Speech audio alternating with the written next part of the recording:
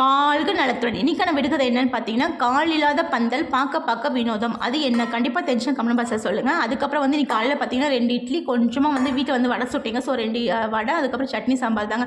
எல்லாரும் கேட்குறீங்க, நீங்கள் எப்பயும் போல தானே சாப்பிட்றீங்க, இதில் என்ன பெருசாக டயட் இருக்குது அப்படின்னு. என்னையை பொறுத்த வரைக்கும் டயட்டுக்கு வந்து நம்ம தனியாக வந்து ஃபாலோ பண்ணுறதுலாம் இல்லைங்க. நம்ம அளவோடு எந்த சாப்பாடு சாப்பிட்றோமோ, எந்த சாப்பாடுமே நம்ம அளவோடு சாப்பிட்டுட்டோம் அப்படின்னா வந்து லைஃப் லாங்காக சாப்பிடலாங்க. இதுதான் சாப்பிடணும், இதுதான் சாப்பிடக்கூடாது இல்லைங்க.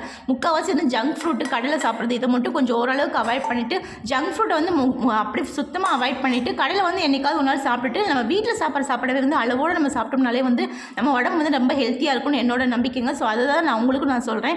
ஸோ நான் வந்து உங்களுக்கு தெரியல என்னோட பெருசாக டயட் ஃபாலோ பண்ணி இன்றைக்கெலாம் பார்த்தீங்கன்னா காய் எதுவுமே இல்லைங்க. நான் சிம்பிளாக வந்து கொஞ்சமாக சாப்பிடப்பட்டு நிறைய சாம்பார் வச்சு கொஞ்சமாக ஆவக்காய் இருக்கும், தொட்டுக்கு வந்து கொஞ்சமாக சேவு தாங்க நான் வச்சு சாப்பிட்டேன். ஸோ நான் சாப்பிட்டதே வந்து நம்ம அளவோடு, இப்போ சேவுனாலுமே வந்து நிறைய சாப்பிடாம அளவோடு சாப்பிட்டனாலே நமக்கு உடம்பு வந்து ஹெல்த்தியாக இருக்கும்னு என்னோட நம்பிக்கைங்க. ஸோ உங்களுக்கு இது பிடிச்சி லைக், ஷேர், சப்ஸ்கிரைப் மறக்காமல் பண்ணியிருக்காங்க.